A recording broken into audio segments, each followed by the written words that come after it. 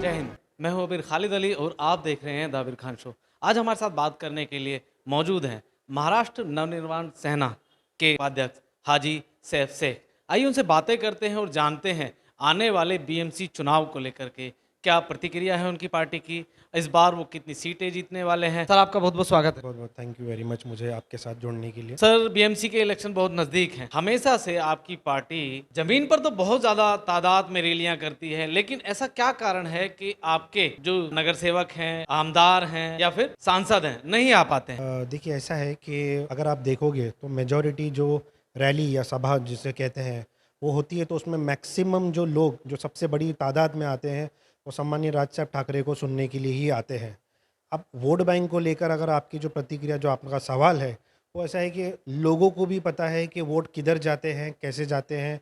मशीनों को लेकर ऑब्जेक्शन है, वोट के पैटर्न को लेकर ऑब्जेक्शन है। तो कहीं ना कहीं उनमें जब बदलाव आएगा तो हमें ऐसा लगता है कि महाराष्ट्र नवनिर्माण सेना का झंडा आपको तख्ते ताज पे लहराते हुए दिखेगा। यानी कि आप मानते हैं कहीं ना कहीं जो मशीन का खेल है वो चलता है? ये मेरा मानना नहीं है, सबका ही मानना है लोगों के कि कहीं ना कहीं मशीन को लेकर कुछ ना कुछ सेटिंग हो या जो भी हो, ये हो सकती है करके, क्योंकि जो लोग राज साहब को सुनने के लिए आते हैं वो वोट कन्वर्ट क्यों नहीं होते। ऐसा तो नहीं है कि वो घर पे जाकर अपना दिमाग चेंज कर दे। जब भी राज साहब की सभा हुई है, लाखों की तादाद में लोग आते हैं। तो कहीं ना कहीं अगर पैटर्न चेंज होगा तो आप कहीं ना कहीं देखोगे कि मेजॉरिटी मनसे की रहेगी। आपके जो मुखिया हैं उन्हें देश के फायर ब्रांड नेताओं में जाना जाता है और खास करके उनके जो बयान होते हैं वो मुस्लिमों के खिलाफ ही होते हैं। तो आपको नहीं लगता कि आप पार्टी में हैं, आपको डरना चाहिए? नहीं, बिल्कुल नहीं।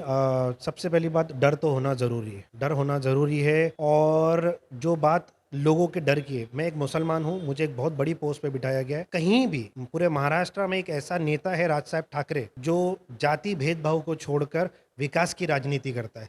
इसलिए ब्लूप्रिंट निकालने वाला सबसे पहला महाराष्ट्र का नेता सम्मानीय राज साहब ठाकरे है।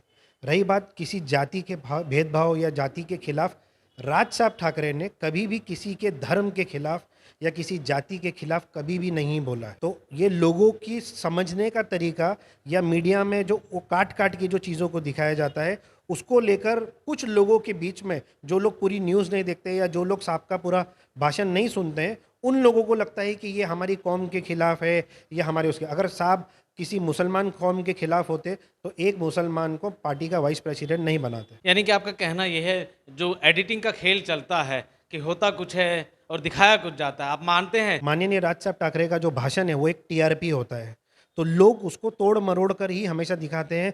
चाहे वो भैया के खिलाफ किया हुआ जो आंदोलन है वो हो, चाहे वो भोंगे का भाषण हो, चाहे वो रेलवे का हो, कोई भी चीज़ को, चाहे वो टोल का हो, हर चीज़ को लोगों ने तोड़ मरोड़ के बताया। लोग ये बात नहीं करते कि क्योंकि टोल का मुद्दा राज साहब ने लिया तो आज कितने सारे टोल नाके बंद हो गए हैं जिनका शहरिया राज साहब ठाकरे को जाता है। हमारे देश में बहुत सी ऐसी दुकानें हैं जो दूसरी कंट्री के नाम पे होती हैं। यहाँ पे एक बेकरी थी, कराची बेकरी के नाम से। आप जाते हैं वहाँ पे अपने साथियों के साथ और इसको बंद करिए, तोड़-फोड़ मचाने की कोशिश करते हैं। सिर्फ़ ऐसा क्यों? नहीं, ऐसा है कि बाकी जो देश है वो हमारे देश को प्यार करते हैं, हमारे देश के साथ में व्यवहार करते हैं, लेन-देन करते हैं। पाकिस्तान एक ऐसा देश है जो हमेशा बॉर्डर पे हमको तकलीफ़ देता है, हमेशा हमको धमकियाँ देता है, हमेशा हमारे बेकसूर नौजवानों को मारते रहता है। तो जब मैंने वो देखा था, जिस दिन हमारे 40 जवानों को एक बॉम्ब ब्लास्ट के अंदर मारा गया था, तो वो कहीं न कहीं मुझे ऐसा लगा कि वो नाम को देखकर वो जो जवान हैं, जिनके जो शहीद जवान हैं, उनके घर वाले या उनकी माता-पिता या उनकी बीवी अगर उस नाम को देखेगी तो कहीं न कहीं उनको ये आएगा कि जो देश ने मेरे पति मुझसे छीन लिया है, वही देश की यहाँ पर नाम से यहाँ पर मिठाइयाँ, यहाँ पर बिस्किट बिक रहे हैं। तो वो मुझे कहीं न कहीं सही नहीं लगा। मैं राज साहब ठाकरे के घर पर गया, वहाँ पर अमित साहब को मिला, उनको बताया कि ऐसे-ऐसे मेरी सोच है। उन्होंने बोला इस चीज़ के ऊपर तुरंत एक्शन किया जाए और हमने उसको तुरंत बंद करा दिया। और हमारा यही है, चाहे वो पाकिस्तान कलाकार हो या पाकिस्तानी देश से जुड़ा हुआ कोई भी नाम हो, महाराष्ट्र में हम आने नहीं देंगे। बीएमसी के चुनाव नज़दीक हैं।